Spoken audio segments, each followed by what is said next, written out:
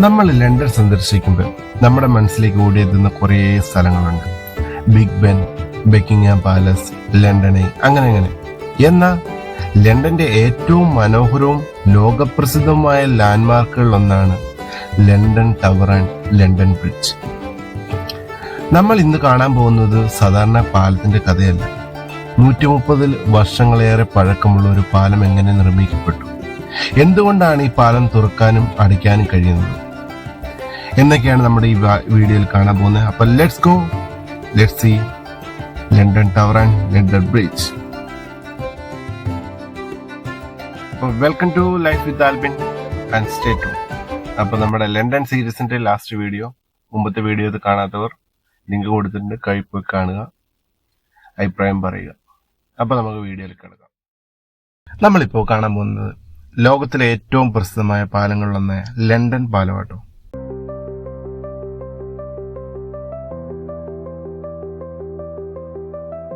London ബ്രിഡ്ജിന്റെ ചരിത്രം പറയുവാണ് ഏകദേശം 2000 വർഷം പഴക്കമുണ്ട് കേട്ടോ. AD 43 റോമക്കാർ ഇംഗ്ലണ്ടിനെ എത്തിയപ്പോൾ തോംസ് നദിയുടെ കുറുകെ ഒരു മരപ്പാലം നിർമ്മിച്ചു. അതായിരുന്നു ആദ്യത്തെ ലണ്ടൻ ബ്രിഡ്ജ്. കാലക്രമേണ ഈ പാലം പലതവണ നശിക്കുകയും വീണ്ടും പുനർനിർമ്മിക്കുകയും ചെയ്തു.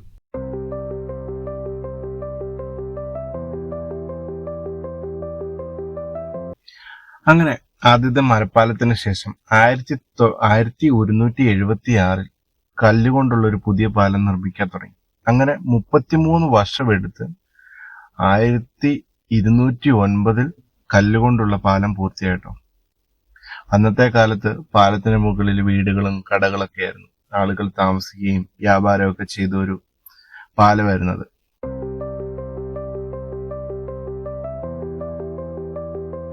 പിന്നീട് 1666 ഗ്രേറ്റ് ഫയർ ഓഫ് ലണ്ടൻ എന്നൊരു സംഭവം ഉണ്ടായി. അതായത് ലണ്ടനിൽ കുറേ തീപിടുത്തം ഉണ്ടായി, ഭയങ്കര നാശനഷ്ടം ഉണ്ടായി ലണ്ടനിൽ. അന്ന് ആ പാലത്തിനും ഒരുപാട് കേടുകൾ സംഭവിക്കുകയും ചെയ്തു. 1831 പുതിയൊരു കല്ലുപാലം നിർമ്മിച്ചു. ഇനിയാണ് ഇതിലെ രസകരമായ ഒരു കാര്യം. 1968 ഈ കല്ലുപാലം പൊളിച്ച് അമേരിക്കയിലെ ലേ ഹവാസു സിറ്റിയിലേക്ക് ഓരോരോ കല്ലുകളായിട്ട് കൊണ്ടുപോയി. എന്നിട്ട് അവിടെ ഒരു പുതിയ പാലം നിർമ്മിച്ച് അതിന് ലണ്ടൻ ബ്രിഡ്ജ് എന്ന പേര് കൊടുത്തു. ഇപ്പോഴും ഒരുപാട് ആൾക്കാർ അമേരിക്കയിൽ ആ പാലം കാണാൻ പോകുന്നുണ്ട്. അങ്ങനെ ഇപ്പൊ നമ്മൾ ഈ കാണുന്ന പാലം 1973 നിർമ്മിച്ചൊരു പാലം കേട്ടോ. കോൺക്രീറ്റുകളും സ്റ്റീലുകളും ഉപയോഗിച്ചൊരു പാലമാണ്. എന്നാ വലിയ ഡെക്കറേഷനോ കാര്യങ്ങളോ ഒന്നുമില്ല, ഒരു സിമ്പിൾ പാലം. കണ്ടാൽ ആർക്കും ഒരു കൗതുകം തോന്നാത്ത ഒരു സദാ പാലം. ഇതാണ് ലണ്ടൻ ബ്രിഡ്ജ്.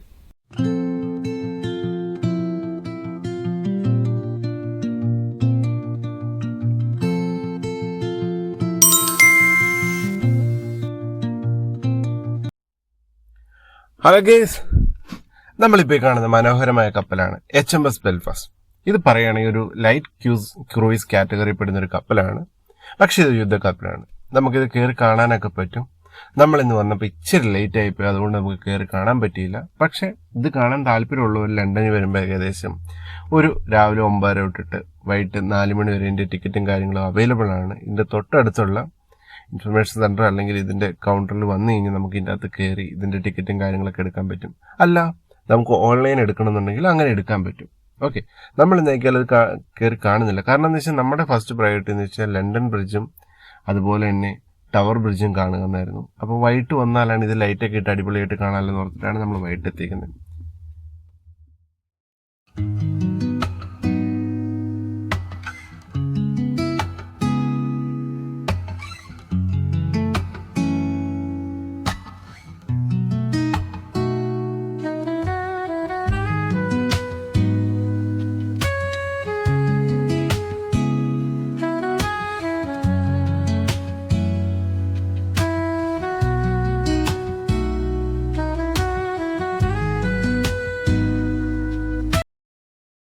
ലേറ്റ് ആയിപ്പോയി. ഇതാണ് ഇവിടുത്തെ റേറ്റ് വരുന്നത്. 4 മണി വരെ ഉള്ളൂ ടിക്കറ്റ് എടുക്കാൻ പറ്റുള്ളൂ. Last entry of the ship 4 o'clock.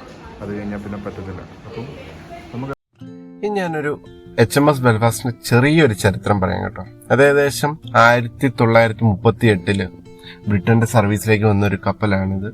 അതുപോലെ തന്നെ മെയിൻ ആയിട്ടുള്ള D-Day വാർ, അതുപോലെ തന്നെ രണ്ടാം ലോക മഹായുദ്ധം, കൊറിയൻ വാർ, അങ്ങനെയുള്ള എല്ലാ യുദ്ധങ്ങളിലും ഈ ഒരു കപ്പൽ പങ്കെടുക്കുകയും പിന്നീട് ശേഷം 1971 ഇത് സർവീസിൽ നിന്ന് വിരമിക്കാന്നുള്ളൊരു ഘട്ടത്തിലെത്തിയപ്പോഴത്തേക്കും നേവി ഇത് പൊളിച്ച് പണിയാം അല്ലെങ്കിൽ എന്തെങ്കിലും കാര്യത്തിൽ ഉപയോഗിക്കാന്നുള്ള രീതിയിൽ വന്നപ്പോഴത്തേക്കും ഇവിടുത്തെ മ്യൂസിയം ബന്ധപ്പെട്ട് അവരൊരു ചർച്ച വെച്ചിട്ട്, അതായത് UK ഒരു പൗണ്ടിന്, അതായത് ഇന്ത്യൻ റുപ്പി പറയുകയാണെങ്കിൽ 130 രൂപയ്ക്ക് ഈ കപ്പൽ നേവി മ്യൂസിയത്തിന് കൊടുക്കുകയും ചെയ്തു. അങ്ങനെയാണ് ഇന്നൊരു മ്യൂസിയത്തിൽ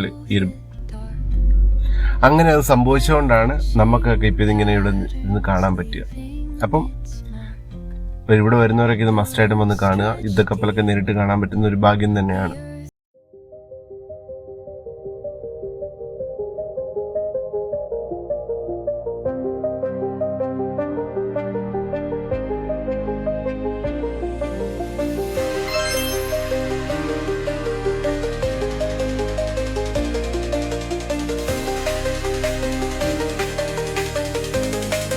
അങ്ങനെ നമ്മൾ ലണ്ടന്റെ ഏറ്റവും പ്രധാനപ്പെട്ട, ചരിത്ര പ്രധാനമുള്ള, ഏറ്റവും മനോഹരമായ കാഴ്ചകളിലൊന്നായ ടവർ ബ്രിഡ്ജിന്റെ അടുത്തെത്തിട്ടോ. ഇതാണ് ലണ്ടന്റെ രണ്ട് കരകളെ ബന്ധിപ്പിക്കുന്ന ബാസ്ക്യൂൾ സസ്പെൻഷൻ ബ്രിഡ്ജായ ലണ്ടൻ ടവർ ബ്രിഡ്ജ്. ഈ ഒരു പാലത്തിന്റെ ഏറ്റവും വലിയ പ്രത്യേകത എന്താന്ന് വെച്ച് കഴിഞ്ഞാൽ, ഒരു ചരക്ക് കപ്പലോ ഇല്ല വലിയ കപ്പലോ കാര്യങ്ങളും വന്നു കഴിഞ്ഞാൽ അതിനൊരു ബുദ്ധിമുട്ടും ഉണ്ടാകാതിരിക്കാൻ പാലം രണ്ട് സൈഡിലേക്ക് ഓപ്പൺ ചെയ്യാൻ പറ്റും. ആ ഓരോ ഓപ്പൺ ചെയ്യുന്ന ഭാഗത്തിനാണ് പറഞ്ഞത് ബാസ്ക്യൂൾ എന്ന് പറഞ്ഞ്. അത് രണ്ടും രണ്ട് സൈഡിലേക്ക് ഓപ്പൺ ചെയ്ത് കപ്പലുകൾക്ക് സുഗമമായി ട്രാൻസ്പോർട്ട് ചെയ്യാനും പറ്റും. അതിനുശേഷം പഴയ പടിയിൽ വന്നിട്ട് മേളിലോടെല്ലാം നടക്കാനുള്ളവർക്കും വണ്ടികളിൽ ട്രാവൽ ചെയ്യാൻ അപ്പുറത്തെ കരയിൽ നിന്ന് ഇപ്പുറത്തെ കരയിലേക്കും ട്രാൻസ്പോർട്ടേഷനും കാര്യങ്ങളൊക്കെ സ്മൂത്ത് ആയിട്ട് നടക്കും. അതാണ് ഈ ഒരു പാലത്തിന്റെ ഏറ്റവും വലിയ അഡ്വാൻറ്റേജ്. ഏകദേശം 1886 ഈ പാലം പണി ആരംഭിച്ച് 8 വർഷം കൊണ്ട് പൂർത്തിയായി. അന്നത്തെ അതിന്റെ മെയിൻ പർപ്പസ് തന്നെ അതായിരുന്നു. കാരണം എന്താ വെച്ചാൽ ലണ്ടന്റെ ഒരു കരയിലുള്ള ഒരു കരഭാഗത്ത് ആളുകളുടെ എണ്ണം പെരുകുകയും അതുപോലെ തന്നെ വണ്ടികളും കാര്യങ്ങളും കൂടുകയും ചെയ്തപ്പോൾ അവർക്ക് മറുകരയെ ആശ്രയിക്കേണ്ടതായിട്ട് വന്നിട്ടുണ്ട്. പക്ഷെ അവരെ ഏറ്റവും ചലഞ്ച് ചെയ്ത വിഷയം എന്താണെന്ന് വെച്ച് കഴിഞ്ഞാൽ, ആ ഒരു കാലത്ത് ലണ്ടന്റെ ഏറ്റവും കൂടുതൽ ചരക്ക് നീക്കങ്ങളും കാര്യങ്ങളും നടന്നത് തോംസ് നദിയിലൂടെയായിരുന്നു. അപ്പോൾ അതിന് ഒരിക്കലും ബാധിക്കരുതെന്നുള്ളൊരു ഇതായിരുന്നു അവരുടെ മെയിൻ. കാരണം അവർക്കന്ന് പാലത്തേക്കാളും ഇമ്പോർട്ടന്റ് ചരക്ക് നീക്കം കാര്യങ്ങളുമായിരുന്നു. കാരണം ഒരു നഗരത്തിന്റെ വളർച്ച അതിനെ ഡിപ്പെൻഡ് ചെയ്തായിരുന്നു. അപ്പോൾ ആ ഒരു ടൈമിലാണ് അവരിങ്ങനെ ഒരു രണ്ട് സൈഡിലേക്കും ഉയർത്താൻ പറ്റുന്ന ഒരു പാലം, അതായത് കപ്പലുകൾക്കോ അല്ലെങ്കിൽ വലിയ ബോട്ടുകൾക്കോ വന്നു കഴിഞ്ഞാൽ ഒരിക്കലും ഒരു ബുദ്ധിമുട്ടുണ്ടാക്കാത്ത രീതിയിൽ ഒരു പാലം വേണമെന്ന് ചിന്തിക്കുകയും അതിനെ ബേസ് ചെയ്ത് അവർ നിർമ്മിച്ച പാലമാണ് ലണ്ടൻ ടവർ ബ്രിഡ്ജ്. ഒരു എഞ്ചിനീയറിംഗ് വിസ്മയം എന്ന് വേണേൽ പറയാം ഇത് കാണുമ്പോൾ.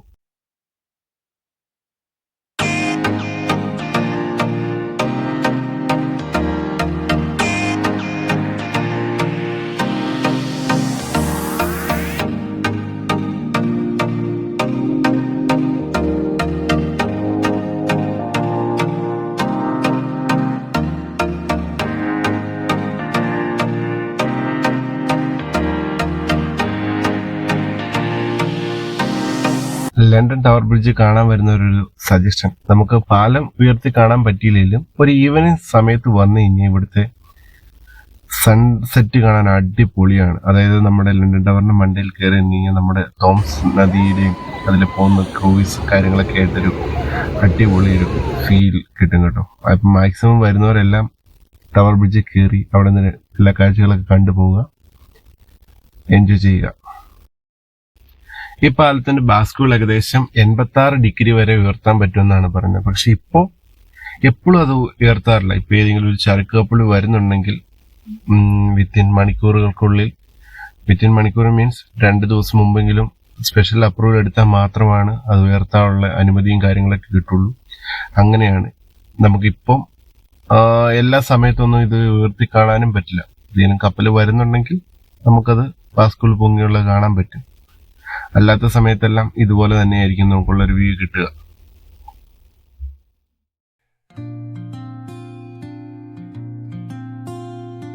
നമ്മളങ്ങനെ ലണ്ടൻ ബ്രിഡ്ജൊക്കെ കയറിയിട്ട്, ലണ്ടൻ ബ്രിഡ്ജ് എനിക്ക് എപ്പോഴും മാറിപ്പോകും കേട്ടോ. ഇതാണ് ടവർ ബ്രിഡ്ജ്, അപ്പുറം കാണുന്നതാണ് ലണ്ടൻ ബ്രിഡ്ജ്. ഓക്കെ, നമ്മളിപ്പോൾ ഗൂഗിളിൽ ചെയ്ത് നോക്കിയാൽ ലണ്ടൻ ബ്രിഡ്ജ് എന്ന് പറഞ്ഞ് നോക്കുമ്പോൾ ഈ സാധനം കാണുന്നത് ലൈറ്റൊക്കെ ഇട്ട് നല്ല അടിപൊളിയാക്കിയിട്ടുണ്ട് കേട്ടോ. Joseph super and nice. ഇപ്പം നമ്മുടെ HMS ബെൽഫാസ്റ്റ് നല്ല ലൈറ്റൊക്കെ ഇട്ട് സെറ്റാക്കി വെച്ചിട്ടുണ്ട്. ഇന്ന് അത് അങ്ങ് അവിടെ കാണുന്ന കേട്ടോ നമ്മുടെ ലണ്ടൻ ബ്രിഡ്ജ്. രാത്രി കാഴ്ച മനോഹരമാണ് ലണ്ടനിൽ. ഓക്കെ, നമ്മുടെ ലണ്ടൻ യാത്ര ഇവിടെ തീരുവാണ്. നാളെ നമുക്ക് നേരെ ഇന്ത്യയിലേക്ക് തിരിച്ചു പോകണം. അപ്പോൾ ഇത്രയൊക്കെ ഉള്ളൂ. നിങ്ങൾക്ക് നമ്മുടെ വീഡിയോ ഇഷ്ടപ്പെട്ടെങ്കിൽ ലൈക്ക് ചെയ്യുക, സബ്സ്ക്രൈബ് ചെയ്യുക, ആർക്കെങ്കിലൊക്കെ ഷെയർ ചെയ്ത് കൊടുക്കാം. അപ്പം ഇനി ഇതുവരേക്കും ഇതുപോലത്തെ വീഡിയോകളുമായിട്ട് വരുന്നവരേക്കും ബൈ, വണക്കം.